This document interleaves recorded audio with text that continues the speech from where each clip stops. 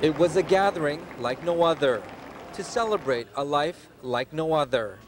And it was an extraordinary list of guests who came to celebrate an extraordinary man. He gave me sound advice as a personal friend. And throughout my own administration, and then since I left the White House, and since he left the prime ministership, he and I have retained our personal friendship. Rarely has the world seen such a scene. Former U.S. President Jimmy Carter sharing his grief with Cuban President Fidel Castro. It was a measure of a man who touched not only a nation, but inspired the world, that Fidel Castro, Jimmy Carter, and the Aga Khan would all come to be honorary pallbearers. Even Prince Andrew, behind whose mom Trudeau pirouetted, came to pay his respects on behalf of the same monarchy which Trudeau felt so ambivalent about. But above all, Trudeau has been claimed as one of ours, and the entire spectrum of Canadian leaders came to affirm that. It's a celebration in many ways because he was what we wanted all of us to be. And anywhere in the world I travel, his name is always coming up. Former and current justices of the Supreme Court, past and present provincial premiers, the men and women who govern us came to acknowledge a man whose life and legacy they can only emulate. It's a momentous occasion. It's a historic day for Canada.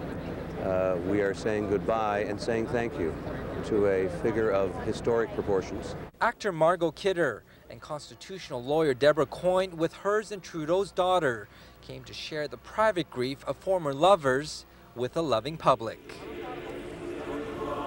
Trudeau touched the common folk as much as he did the famous and wealthy, but regardless of class, race, gender, and privilege, they all shared the hope and inspiration of a man who lived in the present with an eye to a better future.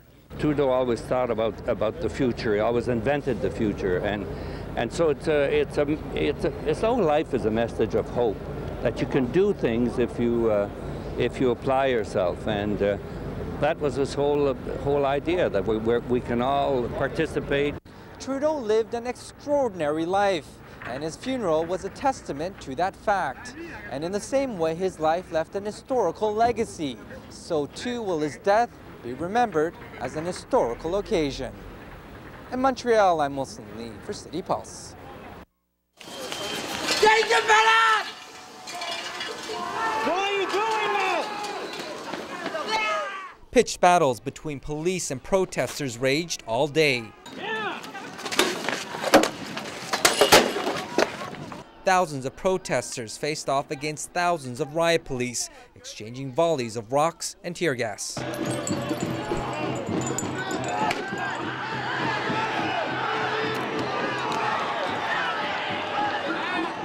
The effect of the tear gas police are using is absolutely traumatizing. It burns your eyes, scratches your skin, makes you cough, and it makes you gag. There's little defense for that kind of tear gas except for a gas mask. You can see some of the protesters wearing them, but most people are resorting to using water to douse their eyes. I am amazed that my government is doing this to me when I just want to express my views on something that is going to affect my life. But police say their tactics are justified, and they say they'll do whatever is necessary to protect the security perimeter. We are ready. We have a large contingent of police officers here, and we've been planning, and a number of police tactics are available to us. Police and protesters have been engaged in running battles all day along the entire perimeter of the security fence. Right now, about 300 riot police are in a tense standoff with about 3,000 protesters, but the situation remains highly volatile. The demonstrations turned violent when members of the radical anti-free trade group, the Black Bloc, charged the much-vaunted security fence at about 3:30 this afternoon. The leader of the group was quickly arrested. Riot police then moved in to fill the breach, engaging in violent clashes with protesters, intent on dismantling what they say is a symbol of corporate greed. It says that for these leaders to be here, they need to have an effective militarization of this area. They're so illegitimate that they need to be protected by 6,000 police officers and 1,500 soldiers. This security fence was supposed to be impregnable. Protesters learned today that, in fact, it's vulnerable, and that is expected to motivate them to further actions tomorrow. In Quebec City, I'm Wilson Lee for City Pulse.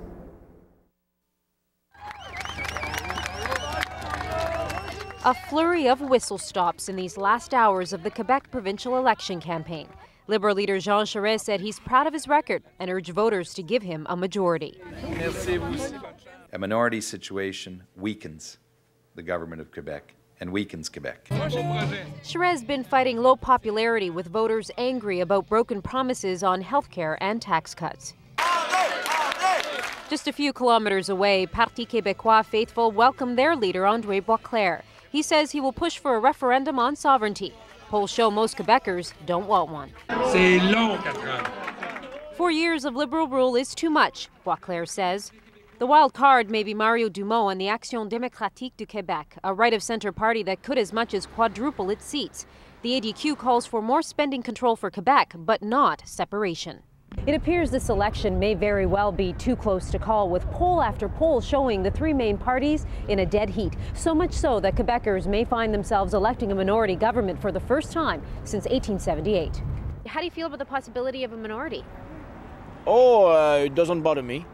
No, it's all right. The problem is when there's a minority government, the laws cannot pass, you know. That's the only drag. And what have been the issues for you in this campaign? Well, health, I guess.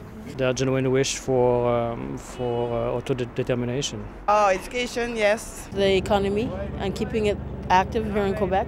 As Quebecers decide who their new premier will be, they may also be deciding the political careers of two of the candidates, Jean Charest and André Boisclair. Quebecers hit the polls Monday morning at 9:30. In Montreal, I'm Beatrice Politi, City News Tonight. My adversaries, my political opponents, frame me up in a certain kind of way, and it's my job to get out of the frame. I'm a dad, I'm a father, I'm a son, I'm a husband, you know. I'm all those things. Those roles, those parts of my life are intensely important to me personally. I've not lived my life in an ivory tower. You know, people think I have, but actually I spent 18 years doing your job as a journalist, you know, and not a secure journalist with a big company. I was a freelance, right? Which is like being a small businessman, right? You got a couple pots on the stove, you're hoping that, you know, the pot will come to the boil when you need it, you know, got to feed your family. I've lived all that, and not just for a couple of years, for 18 years, right? So that's a part of me people, I don't think, see, and then they don't see the sports fan. That's, which we'll see at the Olympics, you know. I love sports. Which one? Well, I'm a pretty big hockey fan. I loved watching the Saints win last weekend. I was watching that from the beginning to the end. It's a great story, you know, New Orleans, you know, all that stuff. I love professional sports. I'm a big hockey fan, going back to my childhood. And like everybody else, I want us to win gold. Are you ready to be the Prime Minister of this country? I'll be very honest with you, because that's a straight question, deserves an honest answer. I don't think there's a human being alive who's ready for this job. This is the toughest job there is. What I can say is I've done 4 years in opposition, which is a tremendous preparation. It's a tremendous preparation in the sense you go to every corner of the country. You go to northern Canada, southern Canada, rural Canada, remote Canada, downtown Canada. You get the place in your soul, right? So that's the first thing. You sweat through the business of developing policies that are relevant to Canadians. You try stuff up. The Canadians say, not interested. You try something else. I mean, this is the preparation. This is how our system prepares a leader of the opposition to be ready for prime time. But let's be honest, this is a tough job, and I'm unafraid of it. I'm unafraid of the challenge, but I know I need to earn it. I need Canadians to feel this guy's really worked for it. He's worked it. He's done it the hard way, and I'm happy to do it. Well, I appreciate the frank and open conversation with us today. Thank you very much, Thanks, Tony. Leader of the Liberal Party, Michael Ignatieff. Thanks. Pleasure. Nice.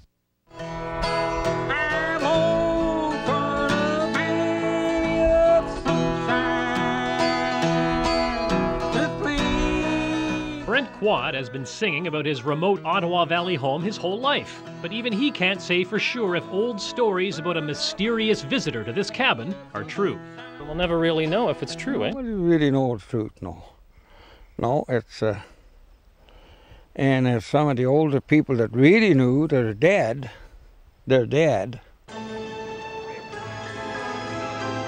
that would probably be just fine with the man behind the rumors, infamous 1920s Chicago mobster Al Capone. I'm going to tell you something. Somebody messes with me, I'm going to mess with him. Well, I've got some family in the neighborhood, and the story goes that Capone was here. Capone died in Chicago in 1947. When his picture appeared in newspapers, some said he looked just like the shady character that built this cabin deep in the eastern Ontario woods in the 1940s, but didn't stay long. By the 1940s, Al Capone was well past his prime. He'd spent more than a decade behind bars, mostly in the notorious Alcatraz prison island, and he suffered from syphilis, which reportedly drove him insane. So, was this a secret retirement home for a former mobster, a hideout for a hood trying to make a comeback, or just a delicious local myth? Be honest, like myself, it's just what I heard from father. It could be like we say, it could be a darn good, it could be a legend. It's really hard to tell. You know, when you talk to some of the old timers around here, like my grandfather or great uncles or whatnot, they hum and haw. They don't really know. One of the stories that we also heard was to get away just in case. There was a dugout. Even rumors of a secret tunnel leading to the woods are just, well, rumors. I never really seen the tunnel too much. But the tale has kept the town talking, or singing, for decades, and likely won't stop.